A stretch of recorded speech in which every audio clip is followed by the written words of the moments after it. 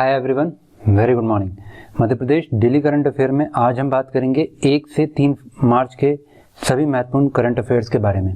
तो आइए फटाफट स्टार्ट करते हैं। हमारा पहला क्वेश्चन है कि हाल ही में किस जिले में उर्वरक गुण निरीक्षण प्रयोगशाला का लोकार्पण श्री कमल पटेल, जो कि हमारे कृषि मंत्री हैं, उनके द्वारा किया गया है। तो इसका जो सही आंसर है वो है आपका होशंगाबाद। होशंगाबाद जिले के अंदर श्री कमल पटेल ने उर्वरक नियंत्रण गुण निरीक्षण प्रयोगशाला का लोकार्पण किया है। पॉइंट क्लियर है? तो कहाँ पर किया है? होशंगाबाद जिले के आपका ये किया गया है पवारखेड़ा क्षेत्र में। पवारखेड़ा क्षेत्र में आपका ये जो उर्वरक गुण निरीक्षण प्रयोगशाला है उसका लोकार्पण हुआ है। पॉइंट क्लियर है? तो यहाँ पर आपको एक ही पॉइंट याद रखना है, उर्वरक गुण निरीक्षण या नियंत्रण प्रयोगशाला जिसका लोकार्पण होशंगाबाद जिले के पवारखेड़ा के अंतर्गत हुआ है। अब देखिए, अभी हाल ही की न्यूज़ थी, मैंने आपको 2-3 दिन पहले ही बताया है क्या कि होशंगाबाद का नाम चेंज करके क्या कर दिया गया है आपका नर्मदापुरम। पॉइंट क्लियर है? तो एक ये आप याद रखेंगे। चलिए, इसके बाद बात की जाए कि उर्वरक गुण निरीक्षण प्रयोगशाला है क्या, तो देखिए इस चीज को थोड़ा सा समझिए कि जो किसानों को क्या होता है, उर्वरक बीज और कीटनाशक वगैरह जो हैं वो दिए जाते हैं। तो उर्वरक कीट और जो उनको जो प्रदान किए जाते हैं तो उनका मेन क्या रहता है कि वो अच्छी क्वालिटी के हों और सही हों, उस चीज का ध्यान रखना इस पर्टिकुलर प्रयोगशाला का मेन काम है। तो करना क्या है इसमें, उर्वरक बीज कीटनाशक रसायन जो दवाइयाँ होती हैं, जो पेस्टिसाइड्स वगैरह होते हैं, तो ये प्रयोगशालाएं जो हैं उनकी क्वालिटी की जांच करते हैं, उनके नमूने लेते हैं, नमूनों का परीक्षण किया जाता है इन प्रयोगशालाओं में और उसके बाद उनकी गुणवत्ता की परख की जाती है। और अगर वो अमानक पाए जाते हैं, मतलब जो स्टैंडर्ड सेट किए गए हैं अगर उससे कम होते हैं, तो उनके विरुद्ध क्या होता है कि विभिन्न अधिनियमों के तहत जो बनाए गए हैं उनके प्रावधानों के तहत कार्यवाही की जाती है। मतलब कुल मिला के बात यह है कि किसानों को अच्छी क्वालिटी का उर्वरक बीज और कीटनाशक दवाइयां प्रदान करना इस प्रयोगशाला का मेन एम है। ठीक है ना? मेन काम क्या है इस प्रयोगशाला का कि उनको अच्छा उर्वरक मिले, अच्छा बीज मिले क्वालिटी वाला, जिससे अच्छी हाई यील्ड हो, मतलब पैदावार अच्छी हो। पॉइंट क्लियर है? अब बात की जाए उर्वरक गुण नियंत्रण प्रयोगशाला की, तो देखिए मध्य प्रदेश में 4 जगह ये प्रयोगशाला है। एक कहाँ आपका भोपाल में है पहले से ही, इंदौर में ये प्रयोगशाला है, इसके बाद जबलपुर में भी ये प्रयोगशाला है और ग्वालियर में ये प्रयोगशाला है। और अब नई प्रयोगशाला जो है वो होशंगाबाद के पवारखेड़ा में खोली गई है। पॉइंट क्लियर है यहाँ तक? चलिए, इसके बाद नेक्स्ट क्वेश्चन की बात करेंगे हम। तो अगला क्वेश्चन है, नगरीय विकास एवं आवास मंत्री श्री भूपेंद्र सिंह ने किस जिले में वीरांगना झलकरी बाई ट्रैफिक पार्क का लोकार्पण किया है? Point clear? तो इसके बारे में बात करेंगे तो इसका जो सही आंसर है वो है आपका कि सागर जो जिला है, सागर जिले के अंतर्गत इस पार्क का उद्घाटन किया गया है। किसके द्वारा? तो आपका नगरीय विकास एवं आवास मंत्री श्री भूपेंद्र सिंह के द्वारा। और ये पार्क जो है वो किसको समर्पित है? तो ये है वीरांगना झलकरी बाई। अब वीरांगना झलकरी बाई की बात की जाए तो ये जो है ये रानी लक्ष्मीबाई की सहायिका और अंगरक्षक थी। तो उन्हीं के स्मृति में ये ट्रैफिक पार्क का लोकार्पण आपका सागर जिले के अंतर्गत किया गया है। पॉइंट क्लियर है?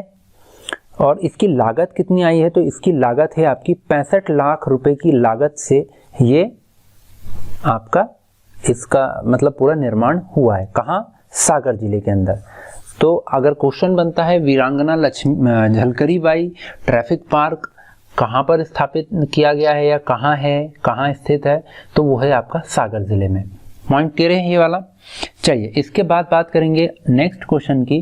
तो नेक्स्ट क्वेश्चन है हमारा, प्रदेश में महिला हिंसा और महिलाओं के प्रति घरेलू हिंसा जो होती है क्वेश्चन है आपका कि प्रदेश में महिला हिंसा और घरेलू हिंसा पर महिलाओं को सहायता प्रदान करने के उद्देश्य से 181 महिला हेल्पलाइन कब शुरू की गई थी।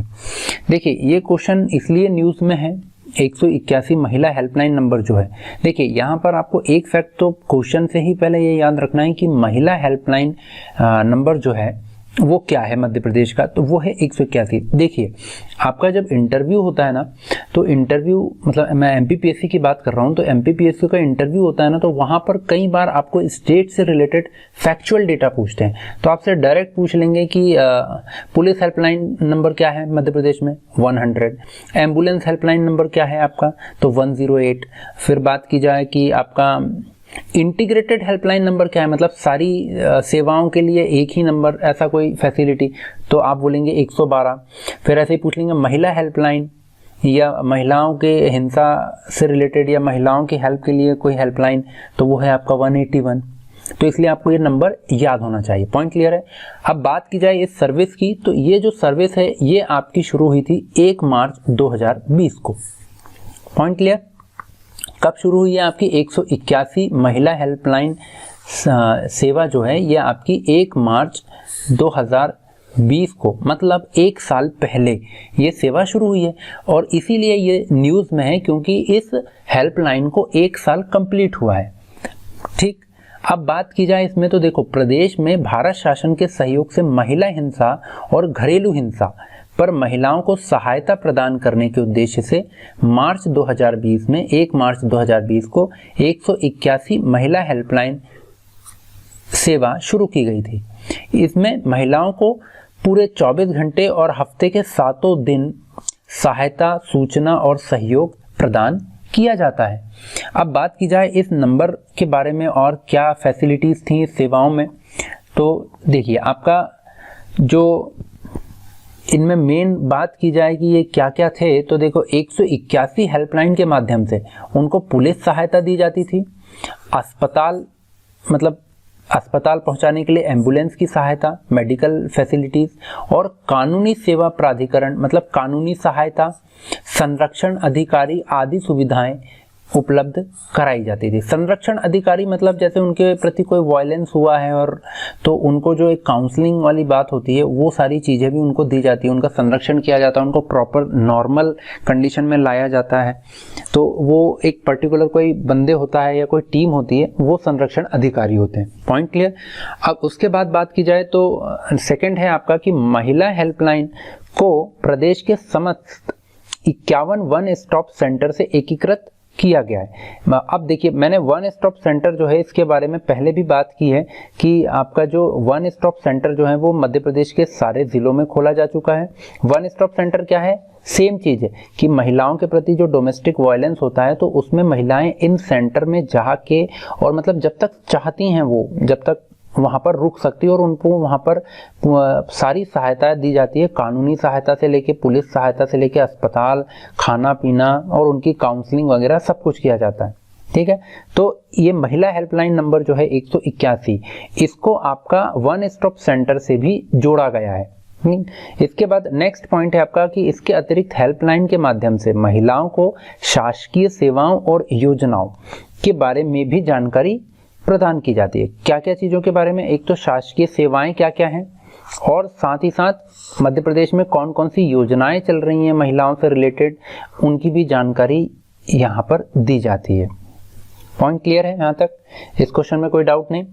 डेट याद रखेंगे, 181 महिला हेल्पलाइन कब शुरू की गई है, 1 मार्च 2020। देखिए ये बहुत इंपॉर्टेंट है, एग्जाम में आना इसकी गारंटी है। आप मान के चलिए कि आने वाले एग्जाम में जैसे जो अभी आपके कांस्टेबल का एग्जाम होने वाला है अप्रैल में, 100% ये क्वेश्चन आने की पूरी संभावना है। ठीक है, चलिए इसके बाद बात करेंगे नेक्स्ट क्वेश्चन की। नेक्स्ट क्वेश्चन है हमारा विज्ञान एवं प्रौद्योगिकी और सूक्ष्म लघु एवं मध्यम उद्योग मंत्री श्री ओम प्रकाश सखलेचा द्वारा मिनिएचर न्यूक्लियर गैलरी का उद्घाटन किस जिले में किया गया है? पॉइंट क्लियर है? तो किस जिले में किया गया है ये आपका किया गया है। इसका जो सही आंसर है, सबसे पहले सही आंसर की बात कर लेते हैं। तो इसका जो सही आंसर है वो आपका है, ये किया गया है इंदौर जिले में। पॉइंट क्लियर है? तो कहाँ किया गया है आपका, इंदौर जिले के अंदर मिनिएचर न्यूक्लियर गैलरी का उद्घाटन किया गया है। ठीक है, कहाँ हुआ है, देखिए इंदौर में नहीं, ये भोपाल में हुआ है। इसका उद्घाटन कहाँ हुआ है आपका, भोपाल जिले के अंदर, इंदौर में नहीं हुआ है, भोपाल में। ठीक है, पॉइंट क्लियर है। अब कहाँ पर हुआ है तो बात करेंगे, ये इसका जो उद्घाटन हुआ है वो हुआ है आपका मैपकास्ट। जो मैपकास्ट है, तो मैपकास्ट के अंदर मध्य प्रदेश, मैपकास्ट का फुल फॉर्म जो होता है वो है मध्य प्रदेश विज्ञान एवं प्रौद्योगिकी परिषद। तो इसी मैपकास्ट के परिसर के अंदर मिनिएचर न्यूक्लियर गैलरी का उद्घाटन किया गया है। अब न्यूक्लियर गैलरी क्या है, मतलब जो न्यूक्लियर एनर्जी होती है आपकी, न्यूक्लियर एनर्जी दो तरीके की, एक तो न्यूक्लियर फिजन और एक न्यूक्लियर फ्यूजन, मतलब जिसको आप हिंदी में बोलते हैं नाभिकीय संलयन और नाभिकीय विखंडन। तो उसी की एक गैलरी बनाई गई है और उसका उद्घाटन किया गया है मैपकास्ट के परिसर में। ठीक है, अब बात की जाए सेकंड पॉइंट की, तो देखिए सेकंड पॉइंट है आपका यहाँ कि ये गैलरी की जो स्थापना है वो nuclear power corporation of India, मतलब NPCIL, nuclear power corporation of India limited के सहयोग से इसका मतलब स्थापना की गई है। ये पॉइंट आप याद रखेंगे, NPCIL के सहयोग से इसका स्थापना की गई है। किसकी, जो मिनिएचर न्यूक्लियर गैलरी भोपाल शहर में स्थापित की गई है उसकी। इसके बाद बात की जाए सेकंड पॉइंट की, तो गैलरी की स्थापना का मुख्य उद्देश्य क्या है, मुख्य उद्देश्य है आपका आम लोगों को परमाणु विज्ञान और न्यूक्लियर एनर्जी, मतलब न्यूक्लियर ऊर्जा के विविध क्षेत्रों में उपयोग से परिचित कराना और जागरूकता बढ़ाना इसका मेन उद्देश्य है। क्या क्या उद्देश्य है, एक तो लोगों में परमाणु विज्ञान और नाभिकीय ऊर्जा जो होती है, न्यूक्लियर ऊर्जा जो होती है, उसके बारे में उनको जानकारी प्रदान करना, और उस एनर्जी का, मतलब न्यूक्लियर एनर्जी और परमाणु विज्ञान का अलग अलग क्षेत्रों में क्या क्या उपयोग किया जा रहा है इसके प्रति लोगों को जानकारी प्रदान करना और जागरूकता प्रदान करना, ये इस गैलरी का मेन उद्देश्य है। अब देखिए इसको आप मेंस में कैसे रिलेट करेंगे, तो मान लीजिए एनर्जी वाला जो आपका एक सिलेबस में पॉइंट मेंशन है, ठीक है, मतलब वो renewable and non renewable energy की बात करते हैं, जहाँ पे नवीकरणीय और अनवीकरणीय ऊर्जा की, तो वहाँ पर अगर जैसे एनर्जी से रिलेटेड कोई पॉइंट आता है तो आप इस करंट अफेयर को कि मध्य प्रदेश में मैपकास्ट जो है आपका माना मध्य प्रदेश विज्ञान एवं प्रौद्योगिकी परिषद के मतलब वहाँ पर NPCIL के सहयोग से न्यूक्लियर गैलरी लोगों में नाभिकीय ऊर्जा और परमाणु विज्ञान के प्रति रुचि जगाने और जागरूकता पैदा करने के उद्देश्य से न्यूक्लियर गैलरी खोली गई है। आप अगर इतना पॉइंट लिखते हैं तो एक मतलब एक बड़ा पॉजिटिव आपका वहाँ पर इफेक्ट आता है आपकी मेंस की कॉपी में। पॉइंट क्लियर है। चलिए इसके बाद बात करेंगे नेक्स्ट क्वेश्चन की हमारे। तो अगला क्वेश्चन है, हाल ही में किसे मध्य प्रदेश विज्ञान एवं प्रौद्योगिकी परिषद के महानिदेशक के पद पर नियुक्त किया गया है। कहाँ, मध्य प्रदेश विज्ञान एवं प्रौद्योगिकी परिषद। अभी हमने बात की मैपकास्ट की, ये मैपकास्ट ही है, ठीक है ना। तो मैपकास्ट का जो महानिदेशक है वो किसे नियुक्त किया गया है, तो इसका जो सही आंसर है वो है आपका अनिल कोठारी। क्या है, अनिल कोठारी जी को अभी आपका जो मैपकास्ट है मध्य प्रदेश विज्ञान एवं प्रौद्योगिकी परिषद इसका महानिदेशक नियुक्त किया गया है। पॉइंट क्लियर है। तो आपके जो राज्य शासन, इससे पहले आपके अनिल कोठारी जी जो थे वो राजीव गांधी प्रौद्योगिकी विश्वविद्यालय जो है RGPV जो कि भोपाल में है, वहाँ के आपका जो placement training and corporation affair थे उसमें ये मतलब वहाँ संचालक थे, मतलब ट्रेनिंग एंड प्लेसमेंट ऑफिसर थे वहाँ पे। अब इनको अनिल कोठारी जी को महानिदेशक बनाया गया है, किसका, मध्य प्रदेश विज्ञान एवं प्रौद्योगिकी परिषद का। पॉइंट क्लियर है। अब देखिए ऑप्शन में एक बात और करेंगे, ऑप्शन में यहाँ पर है चेतन सोलंकी। मैंने आपको अभी पहले में 2-3 बार बता चुका हूँ कि चेतन सोलंकी जो हैं वो आपके मध्य प्रदेश के क्या हैं, ब्रांड एम्बेसडर हैं, किस चीज के, सोलर एनर्जी के। पॉइंट क्लियर है। सोलर एनर्जी के मध्य प्रदेश के ब्रांड एम्बेसडर कौन है, चेतन सोलंकी, जो कि IIT बॉम्बे के प्रोफेसर हैं। पॉइंट क्लियर है। इस क्वेश्चन का आंसर आप याद रखेंगे अनिल कोठारी। मैपकास्ट के जो महानिदेशक किससे नियुक्त किया गया है, ये आपको किया गया है अनिल कोठारी। देखिए ये क्वेश्चन देखिए लॉन्ग टर्म में बहुत ज़्यादा इंपॉर्टेंट नहीं होता, लेकिन हाल फिलहाल 1-2 महीने के जो क्वेश्चन मतलब जो एग्जाम होने वाले हैं उनमें ये क्वेश्चन के आने की संभावना बहुत ज़्यादा हो जाती है कि किसे महानिदेशक नियुक्त किया गया है, क्योंकि ये करंट की न्यूज़ बनती है। पॉइंट क्लियर है? चलिए आज का सेशन यहीं ख़त्म करते हैं। Thank you.